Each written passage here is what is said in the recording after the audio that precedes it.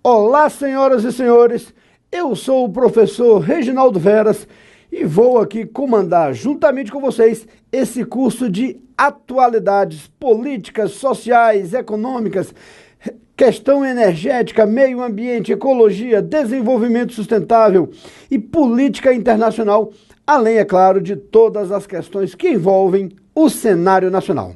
Então, senhoras e senhores, a gente vai dividir esse curso da seguinte maneira. O início dele serão os temas estruturais. O que são temas estruturais, professor? É aquilo que sempre é atualidade, sempre será atualidade. Então, violência sempre será atualidade, infelizmente. Ecologia e desenvolvimento sustentável, a questão ambiental, a globalização e o elemento tecnológico, as relações internacionais e a Organização das Nações Unidas. Esses são os temas estruturais. A segunda parte do curso são os temas pontuais. O que é tema pontual? É aquilo que hoje é atualidade, amanhã já não será mais, tudo bem? Aquilo que rapidamente é esquecido aí pela galera, mas naturalmente é muito, mas muito mesmo cobrado nas provas, tudo bem? E aí de cara a gente começa com o tema que literalmente está bombando, a chapa está esquentando, galera. Então põe na tela, começando o nosso curso, e o tema é o que, galera?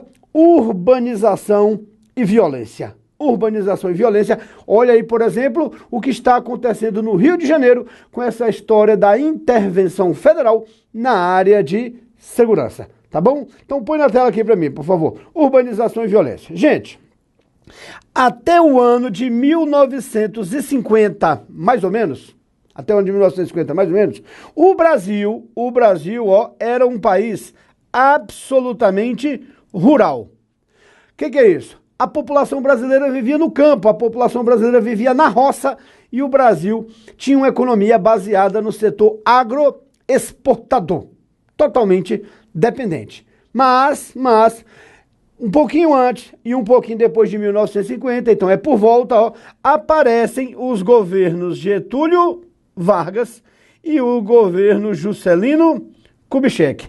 E ambos vão incentivar a atividade industrial, ambos. Esse aqui promovendo uma industrialização de caráter mais nacionalista, a chamada indústria de base, a indústria pesada, e esse aqui de caráter mais, como ele mesmo classificou, desenvolvimentista, incentivando o que, galera? A indústria de bens de consumo, A indústria leve, aquelas coisas que nós usamos no dia a dia. Então, olhe para mim, galera. De uma hora para outra, uma porrada de indústria multinacional acabou entrando no Brasil. E isso afetaria drasticamente o cenário brasileiro. Essa atividade industrial transforma o cenário geográfico, o contexto social e o contexto econômico. E aí, olhe para cá, galera, põe na tela. Com a industrialização ocorreu o quê? A mecanização do campo. A indústria produziu máquinas e essas máquinas foram vendidas para o meio rural. Foca aqui para mim, por favor. Com o meio rural mecanizado, você liberou mão de obra. Começou gente no meio rural a ficar, isso ao longo do processo, começou gente no meio rural a ficar desempregado. Para piorar tudo, lá no meio rural brasileiro, olha aí, havia uma forte concentração de terras. Até hoje, o Brasil é um dos países que mais tem concentração de terras no mundo. Então, entende? O peão já não tinha terra, vivia no meio rural, na fazenda, no latifúndio do coronel, oprimido e tudo mais. E agora, para piorar, ele ainda começava a enfrentar a concorrência do maquinário que chegava. E como é que esse cidadão vivia lá no meio rural? Põe na tela. Ele vivia em péssimas condições de vida. Péssima, gente. Olha para mim. Quando a gente fala em viver no meio rural, você, que eu tenho quase certeza, nasceu no meio urbano, a maioria hoje, em geral, quem nasceu no meio urbano tem uma visão romântica, bucólica e equivocada da vida no meio rural. E o cara pensa, lá no meio rural, o peão acorda às 5 horas da manhã com o raiar do sol e o cantar do galo. Respira ar fresco, vai no pomar e pega uma fruta fresquinha e toma um leitinho quentinho da vaquinha. Não! A vida no meio rural brasileiro era uma desgraça, galera. Não tinha nem vaquinha e nem frutinha. Era um povo pobre, analfabeto, desqualificado, cheio de verminoses e lombrigoides. E eu sei o que é isso. Eu peguei uma parte disso. Primeira infância lá no meio rural. Então o cara estava no meio rural sem terra e aquele que tinha terra. A terra era tão pequena e as condições de produção eram tão precárias que não lhe permitiam garantir uma subsistência digna. E agora ele ainda tem a concorrência da máquina.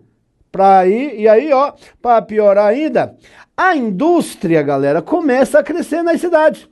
E aí a indústria começa a ofertar emprego.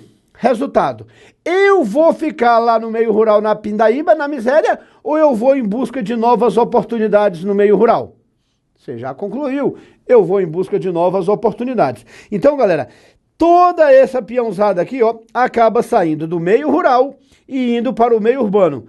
A saída, a fuga do meio rural para o meio urbano, nós sabemos, o nome disso é o que, galera?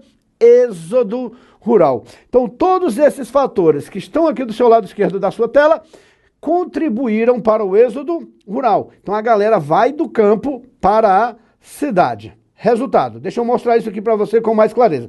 Então, olha aqui o que eu estou te dizendo. Que a população brasileira vivia no meio rural. E lá no meio rural, o povo estava lá disperso e tudo mais. E aqui está a cidade. Aqui está a cidade. Olha para cá. E as indústrias, está aqui o izinho, as indústrias começaram a se instalar nas cidades. Aqui no meio rural, a galera vivendo em péssimas condições, a concentração de terras, a substituição do trabalhador pela máquina, a opressão do latifundiário. Então eu não vou ficar na pindaíba, eu vou migrar para o meio urbano. Tá. As cidades brasileiras eram pequenas e dispersas no território, mas foca aqui em mim. Então, tente entender, eu quero que você se sinta nessa época. Em apenas 10, 20 anos, 30 anos, olha aqui na tela, olha aqui, em apenas 20, 30 anos, uma quantidade enorme, gigantesca, incalculável, milhões e milhões de camponeses, agricultores, analfabetos, um monte de pobre sai do meio rural e migra para o meio urbano. Quem era esse monte de pobre? Os pais e os avós de vocês que estão assistindo aqui. Então aquele monte de pobre chegando à cidade, e aí olhe para cá, aquele monte de gente chegando à cidade, e a cidade começou a crescer, e a pobraiada não parava de chegar, e a cidade não parava de crescer, e a cidade perguntou: oh, meu Deus, o que eu farei com tanto pobre? Não havia o que fazer. E a cidade, galera, acabou, olha aqui, a cidade acabou passando por um crescimento, vou botar aqui, a cidade acabou passando por um crescimento, galera, rápido e desordenado. A cidade acaba passando por um crescimento rápido e desordenado, mas, foca aqui, não acabou aí não, porque o fluxo migratório continuou e não tinha, olhe para cá, pra gente entender, para a gente entender. Quando a gente chega à cidade, a gente acha que vai morar no centro. O imigrante chega com essa ilusão. Eu vou morar no centro, perto do Palácio de Governo. Não! Na cidade você não mora onde você quer. Na cidade você mora de acordo com o seu poder aquisitivo. E o nome disso, irmão, é especulação imobiliária. Especulação imobiliária. Resultado, olhe para cá. Quem não tem dinheiro para morar no centro vai ser jogado para a periferia. E era tanto pobre chegando, que a periferia não parou de crescer. E cresceu tanto que se juntou com o outro. Mas não tinha periferia para todo mundo. E aí olha o que aconteceu. O pobre mais pobre que o pobre da periferia foi jogado para a periferia da periferia. Existe isso, senhores? Existe. Você está conseguindo imaginar essa realidade aí no local onde você mora. Eu vou usar aqui o exemplo do Distrito Federal. Olha para cá. Aqui no Distrito Federal, o plano piloto, Brasília, onde fica aqui o Congresso, onde ficam os palácios, é o centro. Bacana? Então, nessa lógica, quem não tem dinheiro para morar no centro é empurrado para as periferias. Aí existe uma porrada de periferia. A maior periferia do Distrito Federal é a minha cidade amada, a cidade de... Opa, deixa eu apagar aqui. Não, fechou, tá, aqui. A minha cidade amada... Deixa eu apagar aqui, peraí. A cidade de quê, galera? Ceilândia. Ceilândia. Deixa eu recuperar aqui a nossa periferia que foi embora. Ó, tá lá. Então, a cidade de Ceilândia é a principal periferia do Distrito Federal. Minha cidade amada é lá que eu fico na área todinha. Mas o processo não para. Então, aqui, ó, Águas Lindas. Águas Lindas. Já no estado de Goiás, é considerado uma periferia de Ceilândia. E como esse processo nunca tem fim, meus amores, como esse processo nunca tem fim, Águas Lindas tem sua própria periferia, o Girassol. Então, meus amores, ó, esse processo de periferização acontece em qualquer lugar do Brasil, qualquer grande cidade brasileira rola esse processo. E aí, põe na tela aqui para você entender. Então, olha só, nós tínhamos um país rural, vem o processo de industrialização que contribui para o êxodo rural. Olha a setinha aqui descendo, e aí o que vai acontecer? Ó, ocorre, então, o processo de urbanização com periferização. Esse rápido êxodo rural contribui para o rápido crescimento da cidade, surgindo as periferias. Tá claro isso? E é lá, em toda a cidade tem, mas é lá, principalmente nas periferias, que irão surgir os grandes problemas urbanos. Põe na tela. O primeiro grande problema urbano é a falta de. Falta de. Falta de quê? De tudo. Falta de tudo. Você falou, não, nunca generalize que o item vai estar o quê, galera? Errado. Então não falta de tudo. Falta de quase tudo. Põe na tela. Olha aí, ó. Falta infraestrutura, saneamento básico, áreas verdes e de lazer, saúde, educação, transporte, moradia, emprego e segurança. Porra, professor. Então falta de tudo ou de quase tudo? Quase tudo. Por quê? Olhe para cá. A falta de tudo isso vai fazer com que não falte o quê, galera? Vai fazer com que não falte violência, vai fazer com que não falte sensação de insegurança. Então lê meus lábios, por favor. Leia meus lábios. A violência, a sensação de insegurança é uma consequência da falta de quase tudo. Por faltar quase tudo, é que acaba contribuindo para a violência. Eu quero que você entenda isso com mais clareza. Olha aqui, na tela. Imagina, gente, deixa eu botar aqui outra cor. Opa. Imaginem, senhoras e senhores, Ixi, me ajuda aí, menino. Sumiu aqui da tela. Tá lá, tô apanhando aqui, galera. Perdão. Vamos lá. Imagina o cidadão que mora aqui, ó. Que mora aqui. Ou melhor, ele trabalha aqui no centro. Não, pronto, tô doidão. Vamos lá. Deixa eu apagar isso aqui. O cidadão trabalha aqui no centro, onde trabalha a maioria da galera das grandes cidades. Mas ele mora aqui, ó. Ele mora aqui, nessa periferia distante.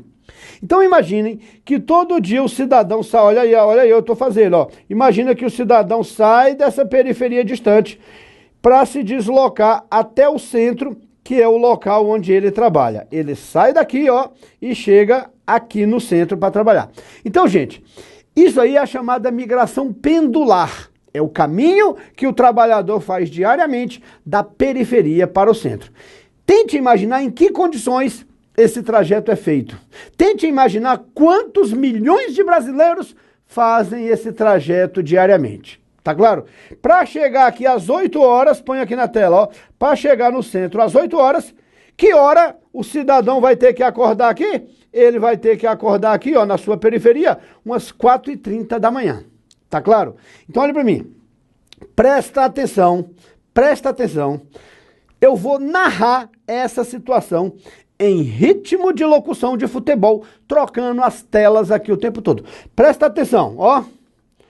Olha aqui, ó. 4h30 da manhã, 4h30 da manhã, o relógio desperta. O cidadão já pula da cama vestido na calça e na camisa, que é para não perder tempo. Ele bota a marmita na mochila, a mochila nas costas e sai voado para a parada de ônibus. Aí saiu voado para a parada de ônibus, põe na tela.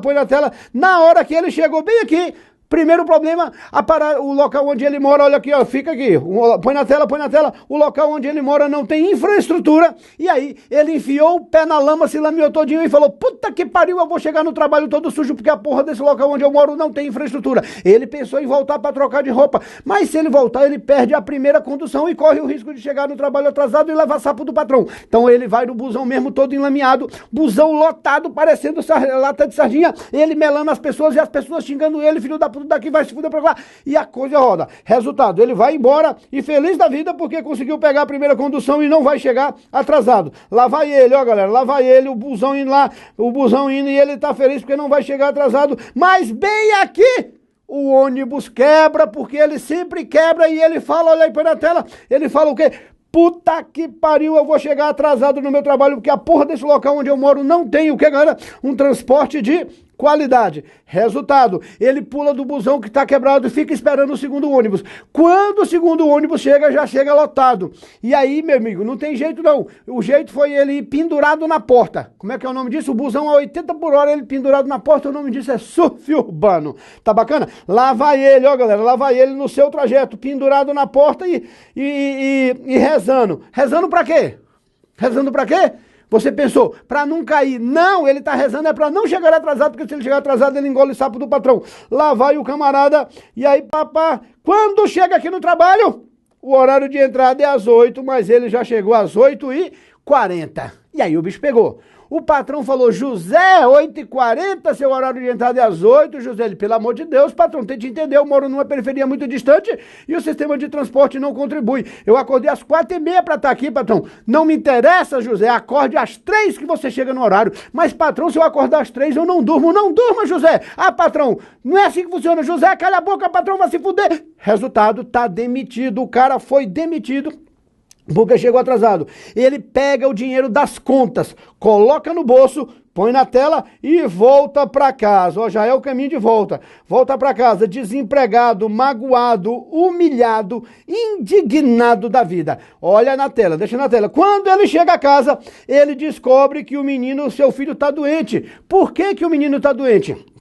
Põe na tela. Porque o menino foi na escola. E foi na escola, mas não tinha professor, porque os professores estavam em greve. Estava em greve. Resultado, os professores em greve, o menino sem ter onde ficar, sem ter gente para cuidar, sem ter áreas verdes e de lazer para brincar, ó, sem ter áreas verdes e de lazer para brincar, o menino ficou jogando bola no meio da rua, mas na rua não tem saneamento básico. O esgoto corre a céu aberto. Se o esgoto corre a céu aberto, ao mesmo tempo que a criança chutava a bola, ela chutava a bosta. Resultado, o menino ficou o quê, galera? Doente. Doente, põe na tela aqui. O pai pega aquela criança adoentada e leva para o município vizinho. Lá no município vizinho tem hospital, não tem? É médico. O jeito é levar o menino numa curandeira. Leva na curandeira, benze o menino. E quando ele chega a casa, já no anoitecer, depois de toda essa labuta, quando ele chega a casa já no anoitecer, em virtude da falta de segurança pública e de iluminação pública, ele foi o quê, galera? Assaltado das contas que ele tinha recebido de manhã. Ele foi assaltado. E ele, que já estava desempregado, põe na tela, no dia seguinte, sem dinheiro para pagar o aluguel, ele foi o quê, galera? Despejado. Ele foi despejado. Foca em mim. Você tá imaginando, puta que pariu, que vida é essa? É isso mesmo. Que um cara desse pensa da vida? Que droga, essa vida não vale nada. Eu não tenho mais nada a perder. Deus não gosta de mim. Senhores, aquele que está desesperançado, aquele que nada tem a perder, aquele que está nessa vida desgraçada, ele está disposto a qualquer coisa. Inclusive, se for necessário, sair na rua e sapecar o primeiro otário que aparecer pela frente. Se liga, otário. Ou seja, até me estressei com esse teatro. Então, galera, o que eu quero que você entenda? Põe na tela que a falta de todos esses fatores, fará com que não falte uma coisa. Fará com que não falte o aumento da violência e a sensação de insegurança. É assim que cobra em concurso. A violência não é pontual. A violência é uma construção social. A violência é uma construção histórica, fruto de um país que cresceu repleto de desigualdades. Fruto de uma cidade, olha aqui, de um conjunto urbano que teve o que, galera? Rápido e desordenado crescimento, o que ocasionou todos esses problemas. Tá claro, senhores? Eu pergunto para você, foca aqui, por favor, você que nos assiste, eu lhe pergunto, isso que eu acabo de teatralizar para vocês, é só teatro? Ou isso acontece? Acontece, né? Você sabe que acontece. Então, meus amores, como o Brasil é um país urbanizado, e essa realidade aqui se aplica a todo o território brasileiro, o que você entende? É isso que eles cobram em provas, que a violência está generalizada. A violência está generalizada. Ela não é igual em todos os lugares, mas ela acontece em todos os lugares. E a violência está generalizada espacialmente, geograficamente, e ela está generalizada socialmente. Tá? O pobre, o rico, a mulher, o homem, o menino, o adulto, o gato, o cachorro, todo mundo está envolvido nesse processo, claro que com diferentes intensidades. E aí, como a intensidade é diferente, eu quero que você entenda o seguinte, há aqueles que estão mais vulneráveis à violência. Há aqueles que estão mais vulneráveis na violência. Põe na tela. Então existe, meus amores, o chamado perfil da criminalidade. Ou, como eu digo aí, ó, mapa da violência. O que é isso? São as características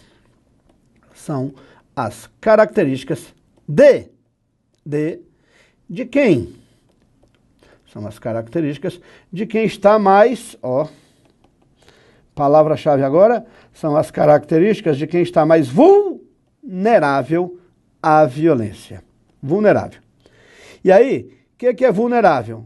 É você estar vulnerável como vítima, mas é você também estar vulnerável como ator. O ator e a vítima da violência, eles têm as mesmas características, senhoras e senhores. Põe na tela quais são essas características. Gênero. Gente, qual é o gênero que tem mais chance de matar e de morrer? Que tem mais chance de ser preso? Quem é aquele que está mais vítima e mais ator da violência? Gênero. Masculino ou feminino? Põe na tela. Gênero o que, galera? Masculino. É masculino, galera. Vamos botar aqui. É o homem. Gente, homem é bicho doido. Homem gosta de morrer. Essa é a verdade. Quer ser o machão, é cultural, ele gosta da parada. Tá lá. Faixa etária. Quem é que está mais vulnerável? Faixa etária? Jovem. Jovem é quem está mais o quê, galera? Vulnerável. Principalmente a molecada dos 15 aos 29 anos. É exatamente aquilo que é classificado pelo Estatuto da Juventude como jovem. Jovem, além de doido, é otário. Jovem gosta de morrer. Jovem procura a morte. E aí, vou colocar aqui uma estatística para as meninas. Meninas, segundo o Conselho Nacional de Justiça, no trânsito e na criminalidade em geral, no trânsito. Não, olha para mim. Foque, trânsito é violência urbana. Violência no trânsito é violência urbana também. Então, olha, no trânsito e na criminalidade propriamente dita, galera, meninas, presta atenção, meninas. De cada 100 jovens, nessa faixa etária aqui que morrem, de cada 100 meninas, de cada 100 que morrem, 86 meninas são homens. Foca, de cada 100 jovens que morrem fruto da violência urbana, 86 são homens, meninas. Porra, professor, você é homem, por que o senhor está enfatizando meninas? Por quê?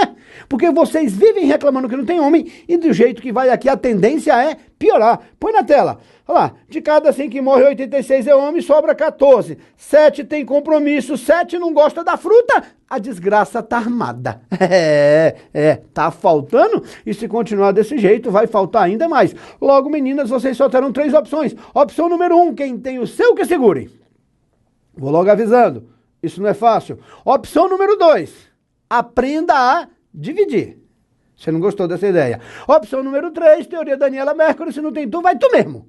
Gente, fora essas idiotices que eu acabo de lhe falar, esse problema é extremamente sério, senhoras e senhores.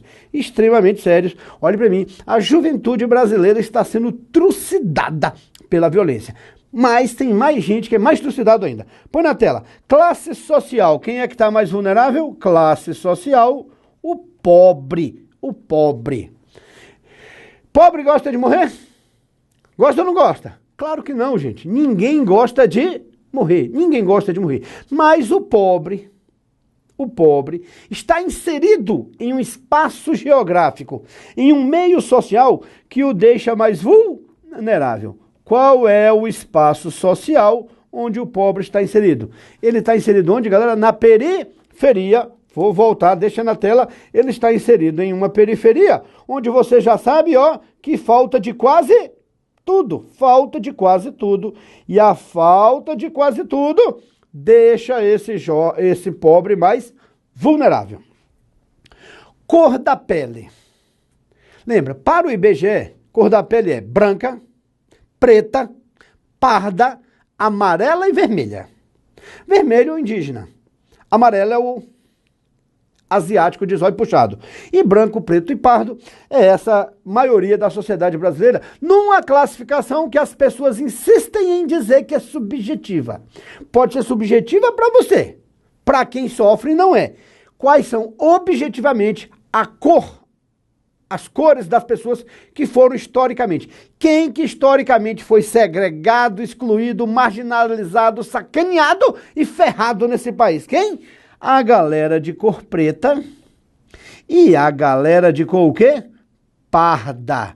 Os pretos e pardos, os neguinhos e os mulatinhos, como a literatura brasileira ao longo da história narrou muito bem. Lembra que o termo politicamente correto é o que, galera? Afrodescendente. Afrodescendente. Beleza? Escolaridade. Qual é a escolaridade de quem está mais vulnerável à violência? Escolaridade com P de pobre, P de periferia, P de preto e P de pardo. Escolaridade com P? Aí você pensou, primário, pouca, porra nenhuma. Tudo isso vale. Mas o termo correto é o que, galera? O termo correto é ensino. Ensino fundamental. Ensino fundamental incompleto. Ensino fundamental incompleto. Lê meus lábios que a galera adora cobrar isso em prova. Foca em mim. Como você percebe, existe uma relação entre baixa escolaridade e violência. Com baixa escolaridade, a sua capacidade de inserção no mercado de trabalho diminui. E sem inserção no mercado de trabalho, como a gente relatou na brincadeira do cara que sai da periferia, você se torna mais vulnerável à violência. Tá claro? Então, gente, agora tenta imaginar. Veja em quantas dessas características você se encaixa. 1, 2, 3, 4, 5, 6. Eu costumo brincar o seguinte, você vê em quantas você se encaixa, multiplica por 15, Se for homem, você acrescenta mais uma brincadeira e aí você descobre o seu percentual de vulnerabilidade. Como é que você tá? Então imagina, vamos pegar o meu caso aqui historicamente. Olha aqui, ó, Reginaldo Veras. Menino homem, como dizia meu pai, como diz meu pai, menino homem, pobre de Maré Desci, morador da periferia do Distrito Federal, morador da Ceilândia, de cor parda. Então, galera, ó, 1, 2, 3, 4, 5. 5 vezes 15, 5 vezes 15. Então, minha vulnerabilidade era o quê, galera? De cara aí, altíssima, altíssima. Eu só escapei aqui, ó, na escolaridade. E só escapei por quê? Porque lá em casa, meu irmão, lá em casa, ou a gente estudava, ou minha mãe mostrava na prática o que era a violência urbana. Não gosto nem de lembrar que dói aqui nas costas Dona Vilma sentando o cacete se a gente não estudasse. Tá claro? Então você percebe que a violência está generalizada, mas há aqueles que estão ainda mais vulneráveis. Por quê? Quais são as causas? Quais são as causas?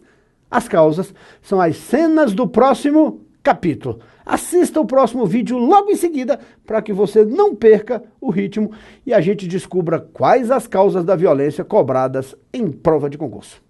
Te aguardo!